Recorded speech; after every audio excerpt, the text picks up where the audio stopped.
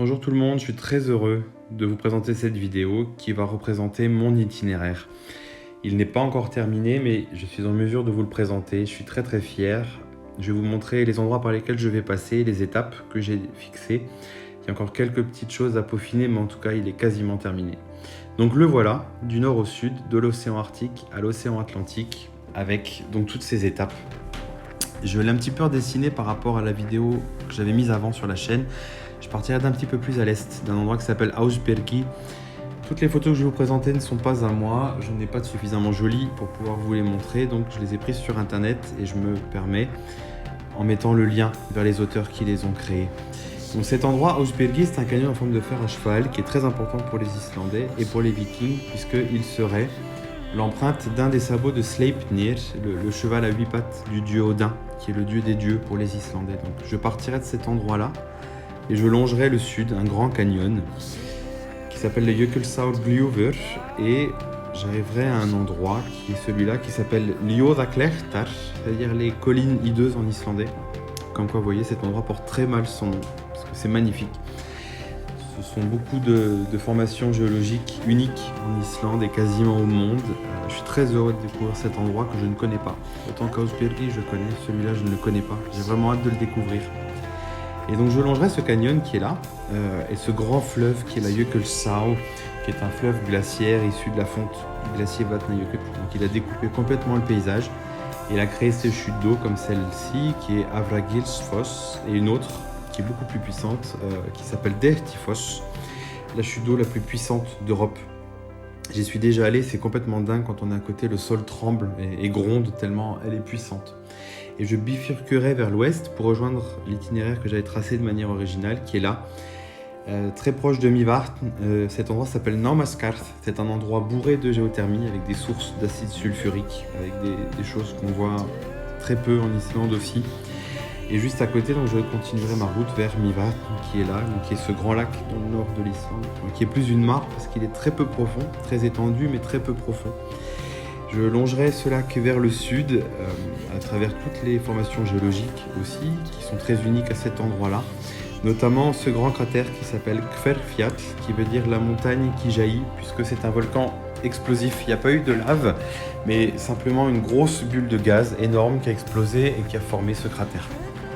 L'idée, ça sera ensuite de continuer vers le sud, selon cet itinéraire, vers le volcan. Vous voyez en bas, qui est enneigé, qui s'appelle Askja.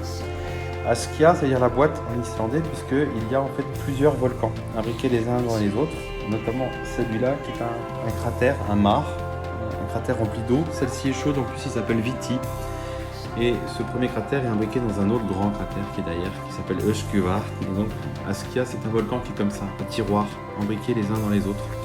Sa dernière éruption date de 63. Ensuite, je tracerai à travers le sud, notamment cette grande plaine relativement monotone, très noire, très sombre, avec très peu de choses en tout cas pour varier le paysage.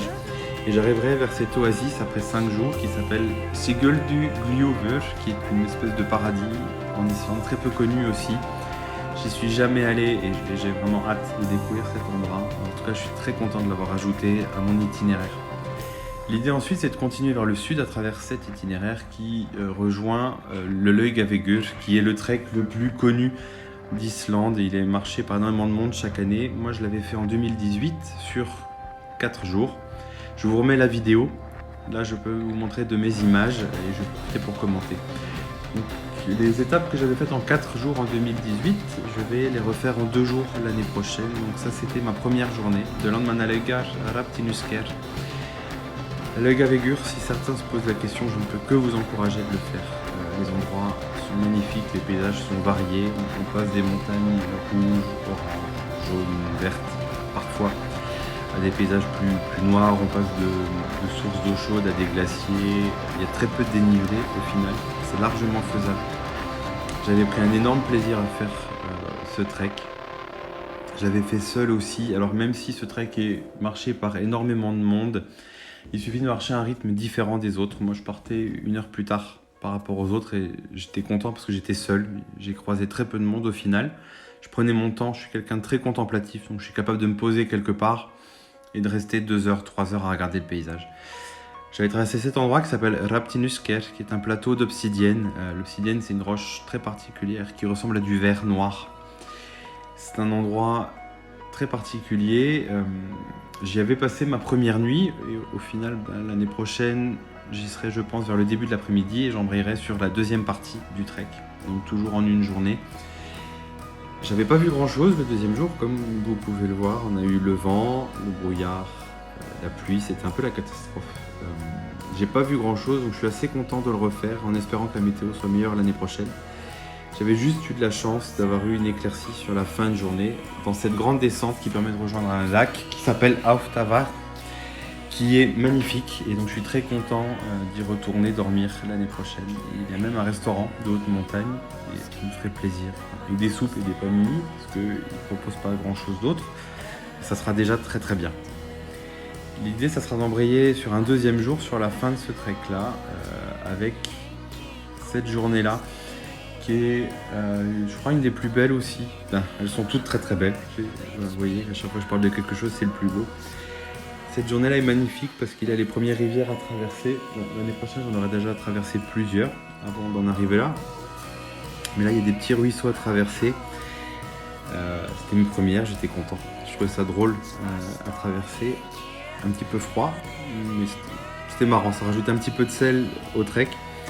Et ensuite, après ces rivières à traverser, il y a un grand désert volcanique qui s'appelle Emstöller, qui est magnifique, avec des montagnes que j'ai découvertes, que je n'avais pas forcément repérées en préparant l'itinéraire. Et au final, j'ai eu un coup de foudre pour certaines de ces montagnes. Des montagnes noires de cendres, recouvertes de mousse et de végétation vert fluo. C'était magnifique. J'ai vraiment adoré cet endroit. Et encore une fois, je suis très heureux d'y repasser l'année prochaine. À la fin de ce trek-là, j'avais fait une petite marche que je referai, je pense, l'année prochaine jusqu'à cet endroit qui s'appelle Markafljótsgljúfur, qui est un grand canyon, avec un fleuve aussi qui est en création dans cet endroit-là. C'est vraiment le tout début du grand fleuve. C'est vraiment un endroit perdu au pied de deux glaciers, un grand désert noir.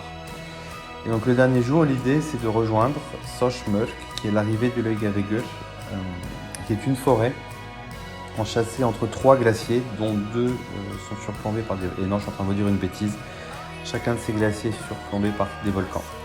Il y a Tinfjöll, qui est surmonté par le volcan Tinfjallajökull, et il y a deux grands volcans. Un, peut-être le nom va vous dire quelque chose, il s'appelle Katla. Et le deuxième s'appelle Eyjafjallajökull. Celui-là, je suis sûr que vous le connaissez. L'idée, donc, c'est de passer entre les deux volcans, au-dessus de ces montagnes qui sont là, et de redescendre de l'autre côté vers la mer. Donc il suffit de monter, enfin il suffit, c'est facile à dire, il y a 1200 mètres de dénivelé positif, et le même de l'autre côté. Donc le but, c'est de passer entre ces deux volcans, de voir le cratère de l'éruption de 2010 de Eyjafjallajökull, dont l'éruption est là. J'aime énormément cette photo. Et donc l'idée, c'est de redescendre de l'autre côté, et l'arrivée, ça sera la chute d'eau de Skogafoss qui est là. Et je serai heureux